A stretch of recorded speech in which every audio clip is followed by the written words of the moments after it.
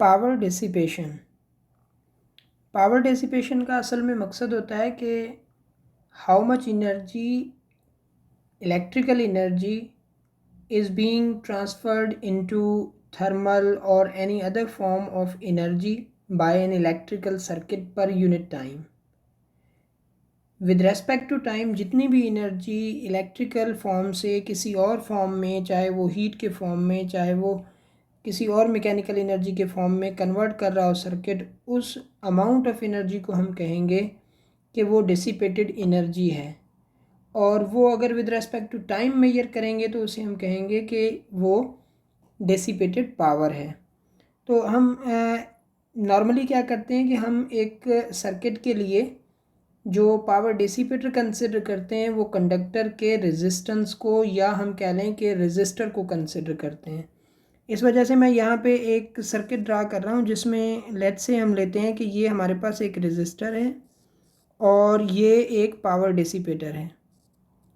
जब ये power dissipator है तो यहाँ पे एक पावर सप्लाई है जो कि इसे एनर्जी प्रोवाइड करती जा रही है विद रेस्पेक्ट टू टाइम, और जो यहाँ पे ये रेजिस्टर है ये एनर्जी को डिसिपेट करता जा रहा है।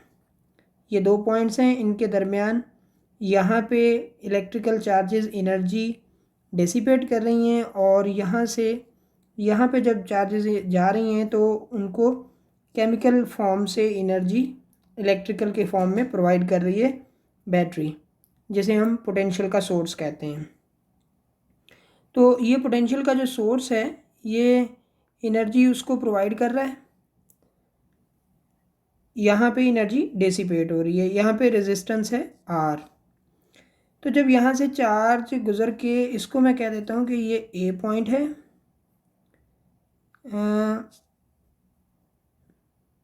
जस्ट अ सेकेंड के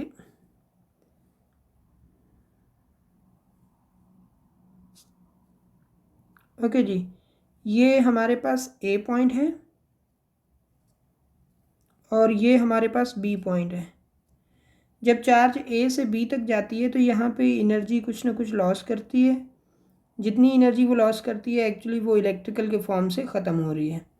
तो यहाँ पे A और B के दरमियान कुछ पोटेंशियल डिफरेंस आ जाता है, और पोटेंशियल डिफरेंस हम अज्यूम करते हैं कि ये आइडियल कंडक्टर्स हैं। तो यहाँ पे जितना पोटेंशियल डिफरेंस आ रहा है उतना ही यहाँ पे है। तो फिर हम यहाँ से जो एनर्जी डिसिपेट हो रही है उसको कैलकुलेट करते हैं कि वो एनर्जी होती है equal to Q into we.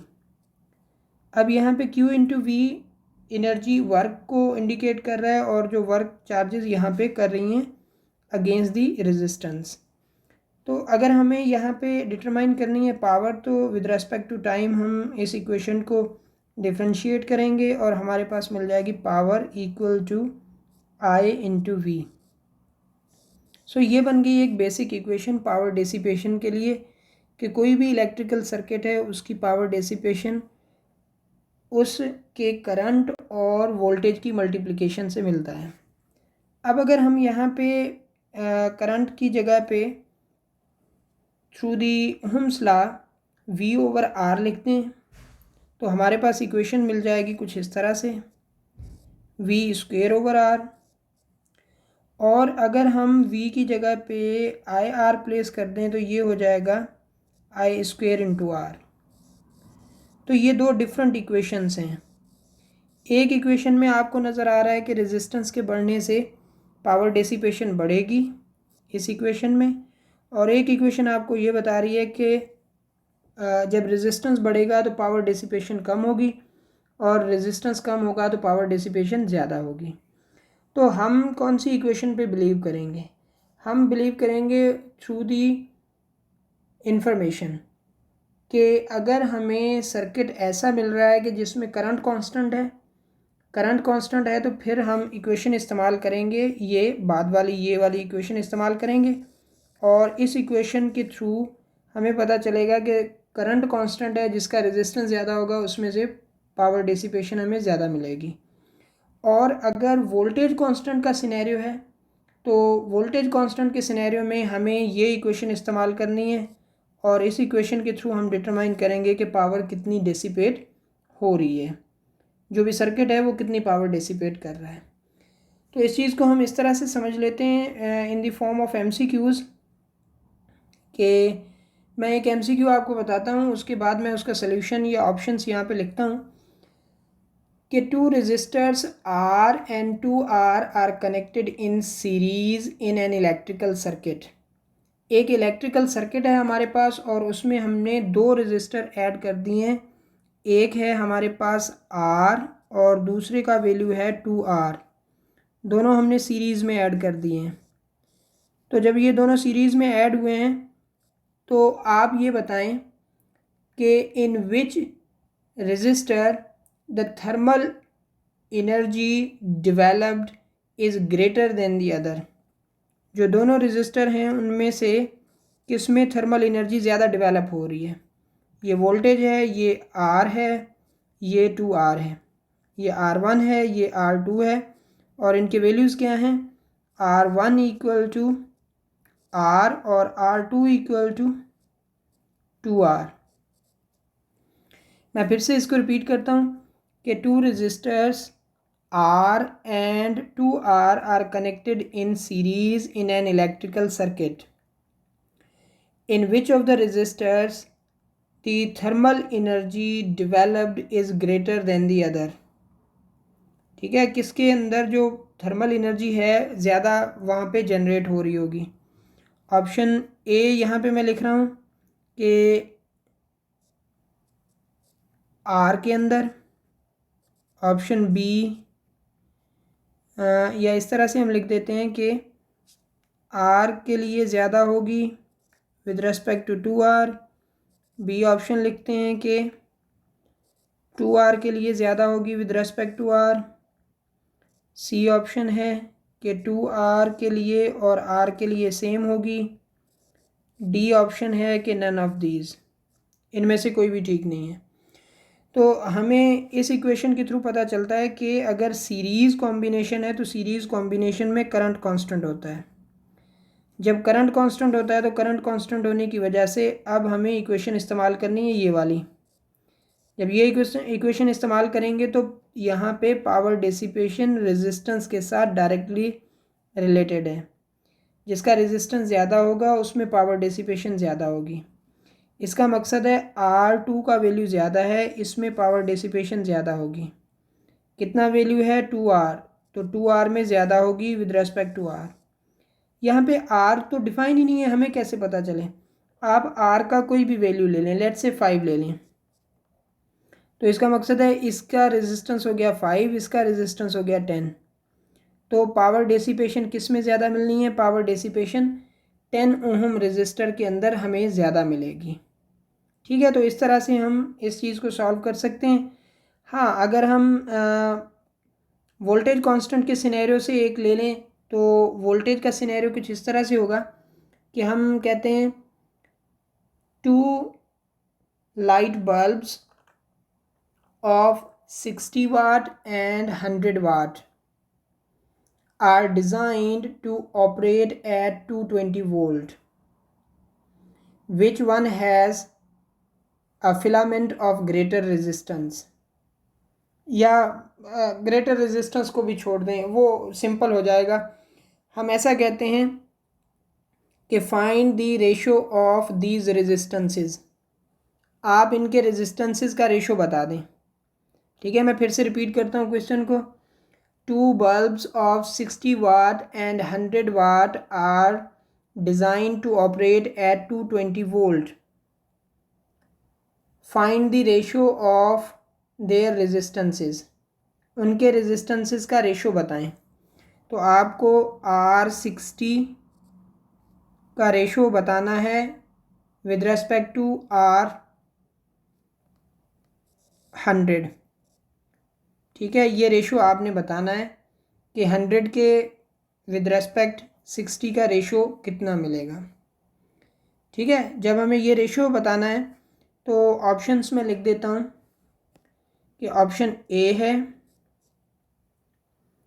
5:3, B है 2:3, ऑप्शन सी है 1:2, ऑप्शन डी है 1:4। हमने ऑर्डर की भी जो है ना, जो ऑप्शंस मैंने लिखे हैं उसमें ऑर्डर का भी कोई हमने लिहाज नहीं रखा, कोई सा भी दोनों में से होगा ठीक है, क्योंकि हम ये नहीं कहते कि R60 to R100, चाहे दोनों में से जो भी रेशो आप बता रहे हैं वो हम करेक्ट कंसिडर कर लेंगे। तो रेशो लेने के लिए हम पहले देखते हैं कि रेजिस्टेंसेस कहाँ से मिलेंगे। तो रेजिस्टेंसेस डिटरमाइन करने के लिए हमें ये इक्वेशन इस्तेमाल करना होगी जो कि पावर डिसिपेशन वाली है, ये कि हमें उनकी पावर डिसिपेशन मालूम है, दोनों रेजिस्टर्स की, दोनों बल्ब की। बल्ब भी रेजिस्टर है एक किस्म का। तो यहाँ पे हम कहते हैं कि जो बल्ब है 60 वाट का, उसकी जो पावर डिसिपेशन है P60 वो हमें मालूम है, और उसको हम लिखेंगे V/R60, और P की वैल्यू है 60, तो ये हो जाएगा 220/R60। तो हम इसको इस तरह से लिख सकते हैं कि R60 की हमें वैल्यू मिल गई, वो क्या है 220/60।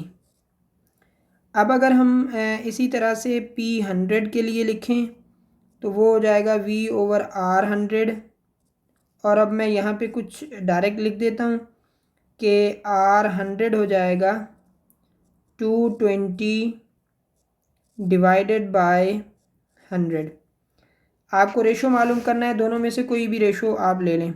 लेट्स से R60 को आप डिवाइड करते हैं R100 के साथ, तो R60 को R100 के साथ डिवाइड करेंगे तो पहले R60 का वैल्यू 220/60, इसको डिवाइड करेंगे 220/100, ठीक है। अब डिवीजन को अगर आप मल्टीप्लिकेशन में कन्वर्ट कर दें तो डिवीजन को मल्टीप्लिकेशन में कन्वर्ट करके लिखेंगे तो ये हो जाएगा 100/220, तो 220 कैंसिल।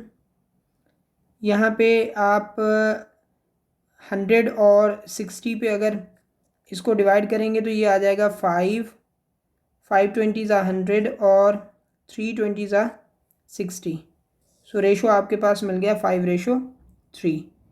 तो 5:3 इज़ दी करेक्ट आंसर। तो ये है पावर डिसिपेशन, जिसमें से आप रेजिस्टेंस भी मालूम कर सकते हैं, जैसे कि हमने यहाँ पे पहले रेजिस्टेंसेस फाइंड आउट किए।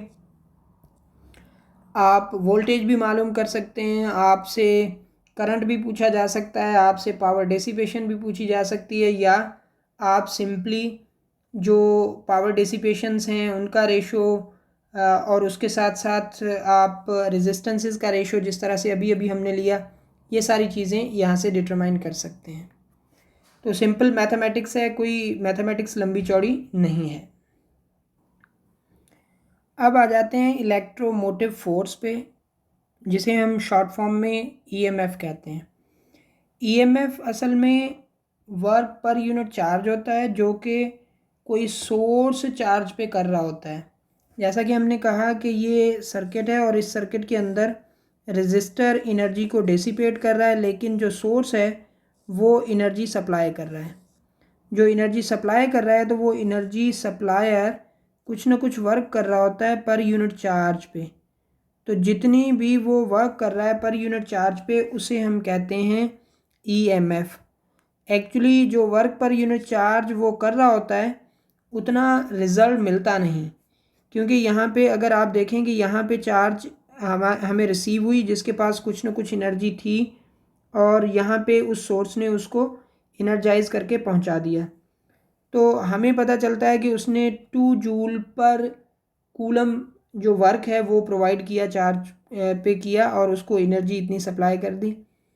लेकिन इस प्रोसेस के दौरान चार्ज यहाँ से यहाँ तक ट्रेवल होके गई, तो इस ट्रेवल के दौरान भी उसे कुछ ना कुछ रेजिस्टेंस हुआ होगा, चाहे वो स्मॉलर अमाउंट का ही, लेकिन उसे रेजिस्टेंस कुछ ना कुछ ज़रूर महसूस हुआ होगा चार्ज को, जिसकी वजह से उसकी एनर्जी कुछ यहाँ पे भी डिसिपेट हो गई।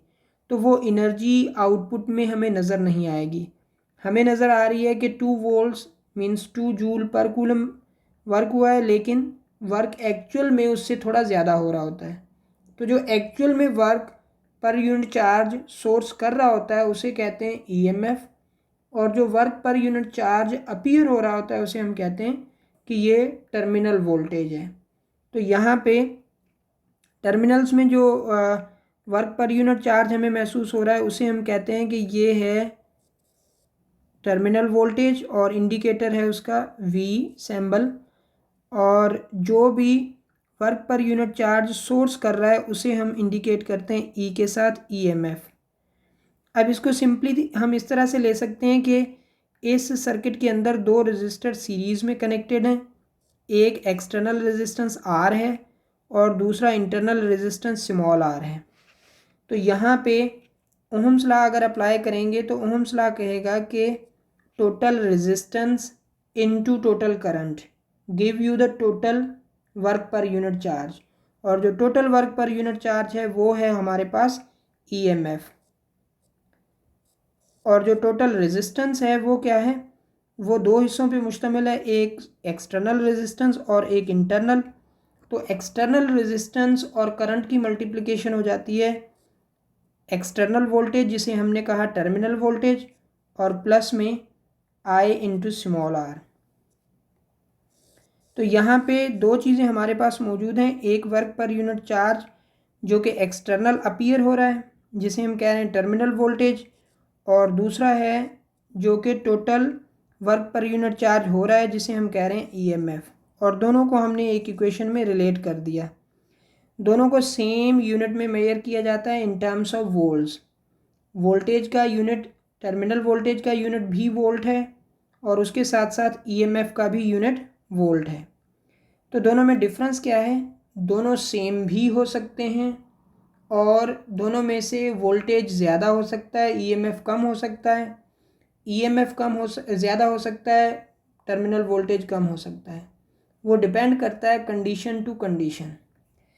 जैसा कि ये इक्वेशन हमने बनाई जब सोर्स एनर्जी सप्लाई कर रहा है, जब सोर्स एनर्जी सप्लाई कर रहा होता है तो इसका मकसद है उसकी एनर्जी कंज्यूम हो रही है, और कंज्यूम हो रही है तो उसे उस प्रोसेस को हम कहते हैं डिस्चार्जिंग।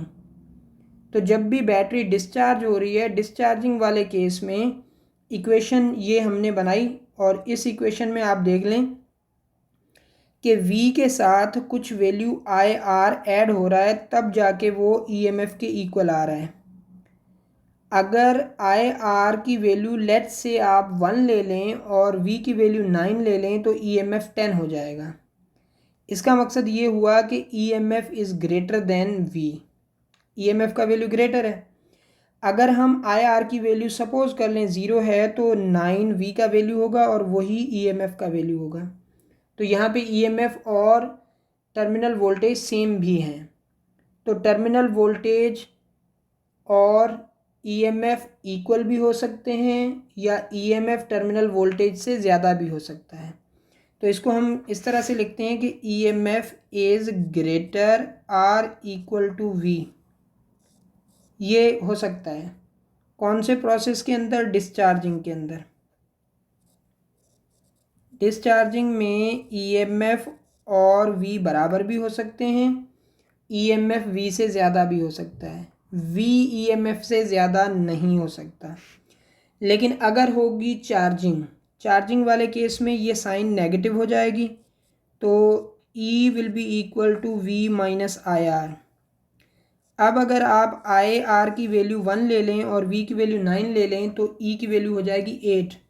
इसका मकसद है E इस कंडीशन में कम भी हो सकता है और इक्वल भी हो सकता है डेफिनेटली जब IR की वैल्यू 0 होगी। तो जब चार्जिंग का प्रोसेस है तो चार्जिंग के प्रोसेस में EMF एक्सटर्नल वोल्टेज से कम होगा या उसके इक्वल हो सकता है, उससे ज़्यादा नहीं हो सकता। सिंपली हम ऐसे ले लेते हैं कि समटाइम्स कोई चार्जर जो है वो आपने किसी सेल फ़ोन को चार्ज करने के लिए लगाया, आप देख रहे होते हैं कि वो स्क्रीन पे नज़र आ रहा है कि चार्जिंग कर रहा है, लेकिन वो एक्चुअली काफ़ी टाइम गुजरने के बाद भी उसको चार्ज नहीं कर पाता। रीज़न क्या होता है कि रीज़न ये होता है कि उसका जो वोल्टेज होता है, जो आउटपुट वोल्टेज चार्जर का होता है, वो जो उस बैटरी को ईएमएफ रिक्वायर्ड है उससे कम होता है।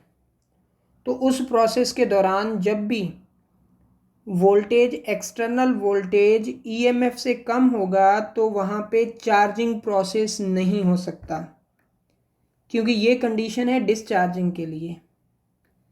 और जब भी डिस्चार्जिंग हो रही होती है तो वहाँ पे एक्सटर्नल वोल्टेज ईएमएफ से ज़्यादा नहीं हो सकता। तो ये दोनों कंडीशंस हैं। और आप किसी भी सोर्स की ईएमएफ की वैल्यू भी डिटरमाइन कर सकते हैं, एक्सटर्नल वोल्टेज की वैल्यू भी डिटरमाइन कर सकते हैं, अगर आपको उसका इंटरनल रेजिस्टेंस, एक्सटर्नल रेजिस्टेंस और उसके साथ साथ जो उसमें से करंट जा रहा है ये इन्फॉर्मेशन दी जाए तो। फॉर एग्ज़ाम्पल हम एक एग्ज़ाम्पल लेते हैं कि a source of 12 volt is connected to a circuit of certain resistance। External resistance हम बता ही नहीं रहे क्योंकि उसकी ज़रूरत है भी नहीं। A source of 12 volt is connected to a circuit of certain resistance if internal resistance of source is 0.2 ohm and current flowing through the circuit is 5 ampere, then what is the terminal voltage of the source। Source का आप terminal voltage बता दें। Option A है कि 12 volt होगा, option B है 10 volt होगा, option C है 11 वोल्ट होगा, ऑप्शन डी है कि 9 वोल्ट होगा। तो फिर से क्वेश्चन को आप जो है रिकॉल करें कि हमने क्वेश्चन पूछा क्या है कि a source of 12 volt is connected to circuit, ठीक है, सर्किट ऑफ सर्टेन रेजिस्टेंस, उसका कुछ भी रेजिस्टेंस है। If internal resistance of the source is 0.2 ohm and 5 ampere current flows through the circuit, then what is the terminal voltage of the circuit या terminal voltage of the source. तो ये चीज़ मालूम करने के लिए आप यहाँ पे इक्वेशन जो है, क्योंकि ये डिस्चार्जिंग का प्रोसेस है, जब डिस्चार्जिंग का प्रोसेस है तो आप इक्वेशन लेंगे E is equal to V plus IR। तो E की वैल्यू आपको 12 वोल्ट दी गई है, V प्लस I की वैल्यू आपको दी गई है 5 और R की वैल्यू दी गई है 1/5, क्योंकि 0.2 का मकसद होता है 1/5।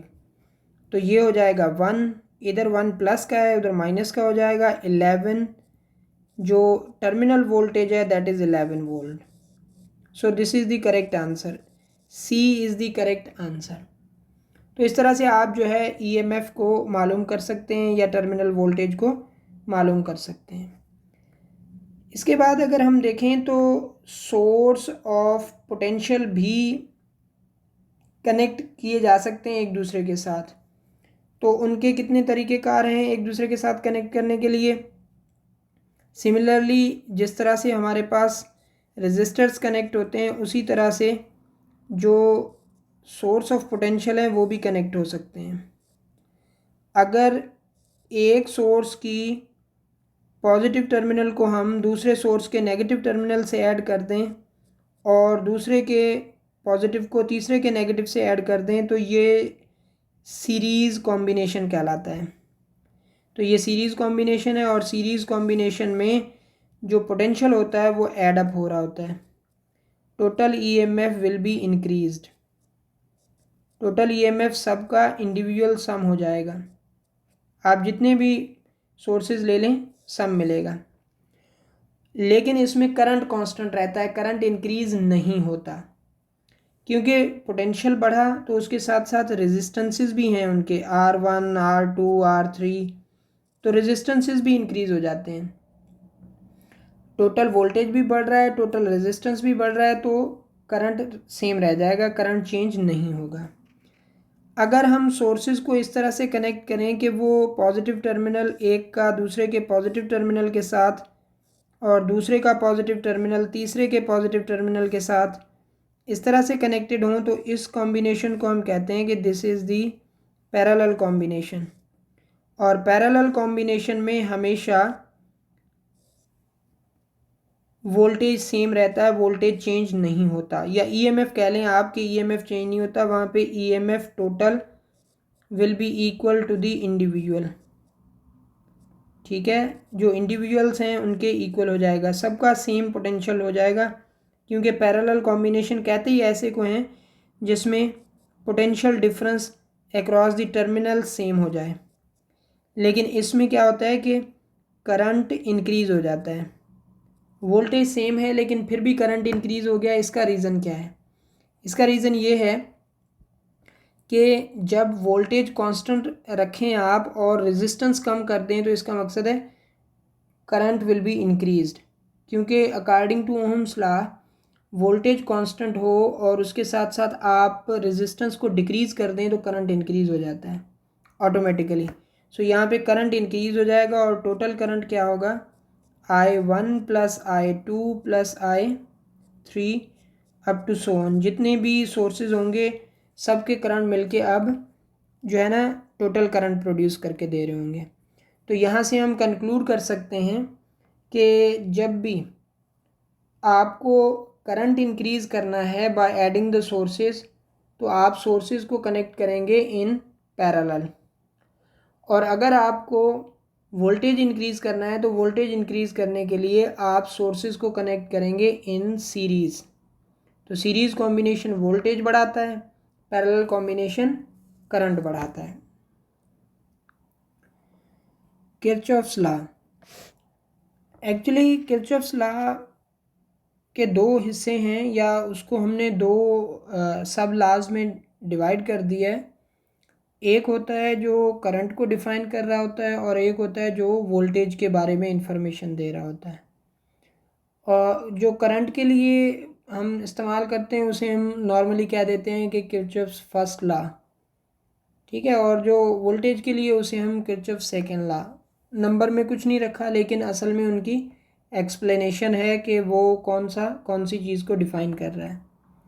तो किरचॉफ्स लॉ फॉर करंट जो है वो डिफ़ाइन करता है कि at any junction the sum of all currents is zero. जो भी किसी एक जंक्शन पॉइंट पे करंट होता है वो हमेशा ज़ीरो होता है। एक जंक्शन पॉइंट पे जितने भी रास्ते निकल रहे हैं उनमें से आने जाने वाला करंट अगर आप ऐड करेंगे तो आपको रिजल्ट ज़ीरो मिलना है। Actually this is also defining the conservation of charge. ठीक है, वो कंजर्वेशन ऑफ चार्ज को भी डिफ़ाइन कर रहा है। किस तरह से कि हमारे पास लेट से ये जो है डिफरेंट वायर्स हैं जो कि यहाँ पे कनेक्ट हुई हैं एक पॉइंट पे, जिसको हमने लेट से पी पॉइंट कह दिया। अब यहाँ पे इससे करंट आ रहा है, इससे करंट जा रहा है, इस तरह से इससे भी करंट जा रहा है, इसमें करंट आ रहा है और इससे भी करंट आ रहा है। इसको हम कहते हैं I1, इसको कहते हैं I2, I3, और इसी तरह से ये I4 है और ये I5 है। तो जो भी करंट्स यहाँ पे आने वाले हैं वो और जो करंट जाने वाले हैं उनकी अमाउंट इक्वल होगी। मतलब अगर यहाँ से 4 एम्पेयर आ रहा है, यहाँ से 2 एम्पेयर आ रहा है, यहाँ से 1 एम्पेयर आ रहा है, तो इन दोनों में से जो सम होगा वो 7 एम्पेयर जा रहा होगा।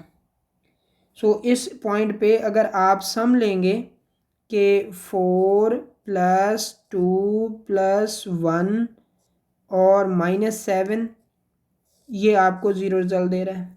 7 हमने माइनस क्यों लिया? क्योंकि अगर आप जो करंट एंटर हो रहा है उसको प्लस ले रहे हैं तो जो करंट लीव कर रहा होगा उसको डेफिनेटली नेगेटिव लेना पड़ेगा। अगर आप लीविंग करंट को पॉजिटिव ले रहे हैं तो जो एंटरिंग करंट है, आने वाला करंट है, उसको आपने डेफिनेटली नेगेटिव लेना है। तो एक अगर पॉजिटिव ले रहे हैं तो दूसरा आपको नेगेटिव लेना पड़ेगा, तभी आप ये चीज़ डिफ़ाइन कर सकते हो। अब इस पे जो क्वेश्चंस हो सकते हैं, एक तो ये सिंपली क्वेश्चन हो सकता है कि किरचॉफ्स लॉ का जो फर्स्ट पार्ट है या किरचॉफ्स लॉ फॉर करंट जो है वो किस चीज़ को डिफ़ाइन करता है? वो डिफ़ाइन करता है कि एक जंक्शन पॉइंट पे करंट की अमाउंट ज़ीरो होती है। नेट अमाउंट ऑफ करंट एक जंक्शन पॉइंट पे ज़ीरो होता है। और या ये पूछा जा सकता है कि कंजर्वेशन ऑफ चार्ज को कौन डिस्क्राइब कर रहा है, तो वो किरचॉफ्स फर्स्ट लॉ या Kirchhoff's law for the current जो है वो कंजर्वेशन ऑफ चार्ज को रिप्रेजेंट कर रहा है कि यहाँ पे कोई भी चार्ज जो है ना एस्केप नहीं हो रही। ऐसा नहीं है कि इधर से 4 कूलम चार्ज आई, 2 कूलम 1 कूलम आई तो जाने वाली चार्ज जो है वो 6 कूलम हो, नहीं, वो बिल्कुल उतनी ही होगी जितनी आने वाली चार्ज है। तो इसका मकसद है चार्ज की कंजर्वेशन को ये चीज़ रिप्रेजेंट कर रही है। दूसरा, आप सिंपली इस तरह से कैलकुलेशन अगर आए तो कैलकुलेशन इसी तरह से आ सकती है जिस तरह से मैंने यहाँ पे रिप्रेजेंट किया कि आपको 4-5 वायर दे के उनके बाकी सब के करंट्स बता दे, एक का करंट जो है ना आपसे पूछ ले। तो आपने यही करना है कि पहले डिसाइड करना है कि एंटरिंग करंट को पॉजिटिव लेना है या लीविंग करंट को। तो उनमें से पॉजिटिव और नेगेटिव डिफाइन करके फिर आप जस्ट सबका सम लें और सम लेने के बाद आपको जो है ना जो करंट पूछा जा रहा होगा उसकी वैल्यू मिल जाएगी। और जो दूसरा पार्ट है किरचॉफ्स लॉ का वो ये डिफाइन करता है कि in any loop of circuit में, क्योंकि लूप हो सकते हैं ना, कोई हिस्सा जहाँ पे करंट जो है सर्किट कंप्लीट करके आ रहा हो, सर्किल कंप्लीट हो रहा हो, तो जो भी लूप होगा उस लूप के लिए sum of products of current and resistance should be equal to the sum of potential. जो भी वहाँ पे ईएमएफ होगा उसका सम और करंट इनटू रेजिस्टेंस की प्रोडक्ट का सम, ये हमें मिल रहा होगा ज़ीरो या दोनों इक्वल मिल रहे होंगे। जैसे एक आई इंटू आर रिप्रेजेंट करता है, ऐसे समझ लें कि डेसिपेटेड एनर्जी को, डेसिपेटेड जो भी एनर्जी है पर यूनिट चार्ज के हिसाब से, और जो ईएमएफ है वो डिफाइन करता है supplied energy per unit charge. तो ये भी दोनों आपस में इक्वल होंगी। किसी भी सर्किट के अंदर डेसिपेटेड एनर्जी और जो सप्लाइड एनर्जी है वो डिफरेंट नहीं हो सकती, वो इक्वल होनी है, ठीक है। लेकिन इसमें इंक्लूडिंग द सोर्स भी ये बात होती है। अगर आप सिर्फ एक्सटर्नल सर्किट को चेक करते रहेंगे तो एक्सटर्नल सर्किट में जो डेसिपेटेड एनर्जी होती है वो सप्लाइड एनर्जी से कम होती है।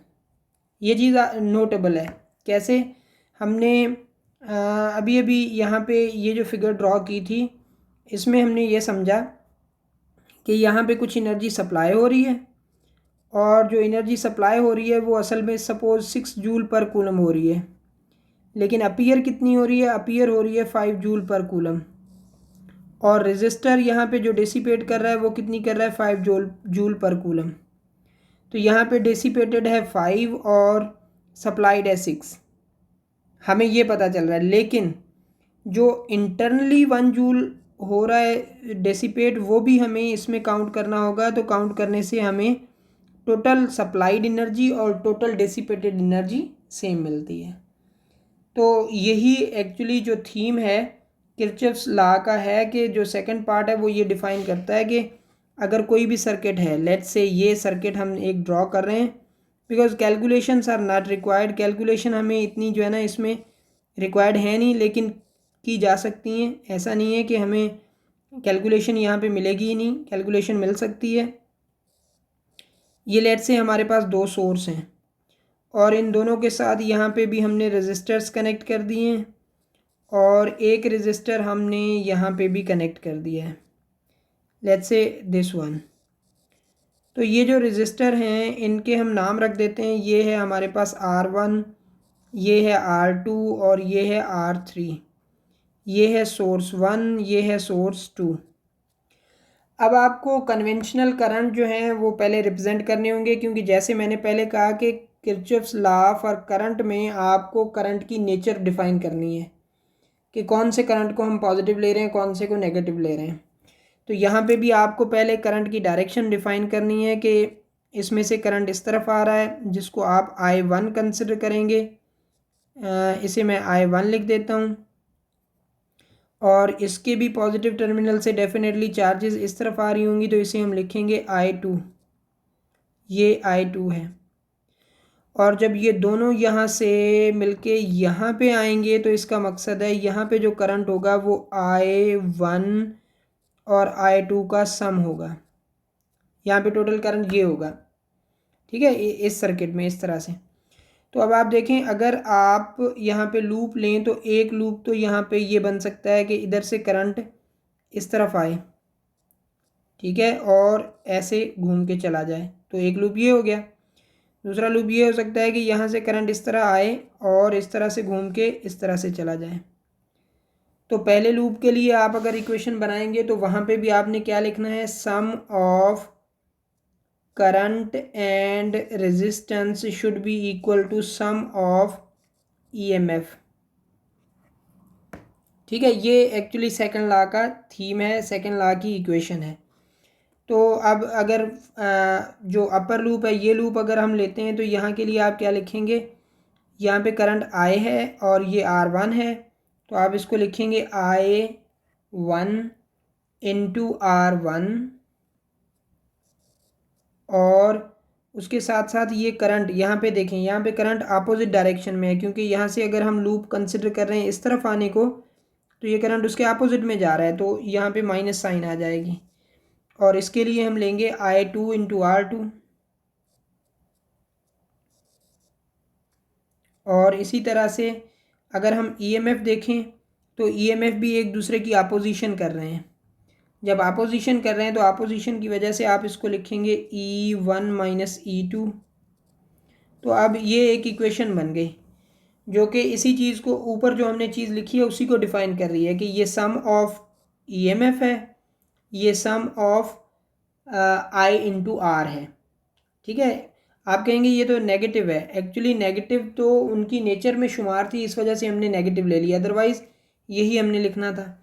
अगर आप इसके लिए लेंगे तो यहाँ पे सोर्स, इस लूप के अंदर सोर्स एक ही है E2, तो ये E2 इक्वल हो जाएगा किसके, यहाँ पे इस सेक्शन में आप देखें कि यहाँ पे करंट कितना है, यहाँ पे करंट एक तो है I1 प्लस I2, यहाँ पे करंट ये हमें मिल रहा है, ठीक है, किसके लिए, R3 के लिए, और R2 के लिए सिर्फ I2 है। तो आप इसको लिखेंगे इस तरह से कि I2 into R2 plus I1 plus I2 into R3। तो ये अगेन वही इक्वेशन है कि किसी भी लूप में जो पोटेंशियल का सोर्स है उसका EMF, और उसके साथ हम अगर करंट और रेजिस्टेंस की प्रोडक्ट लें तो उनका सम आपस में हमेशा इक्वल रहेगा। तो ये जो सेकंड लॉ है एक्चुअली ये डिफ़ाइन करता है कंजर्वेशन ऑफ एनर्जी को, कि एनर्जी की कंजर्वेशन है, क्योंकि EMF energy per unit charge है और I इंटू R भी एनर्जी पर यूनिट चार्ज को डिफ़ाइन करता है। That's why this is representing the conservation of energy, ये एनर्जी कंजर्वेशन को रिप्रेजेंट करता है। तो ये किरचॉफ्स लॉ के हवाले से जो है ना एक ब्रीफ हमने डिस्कशन की है।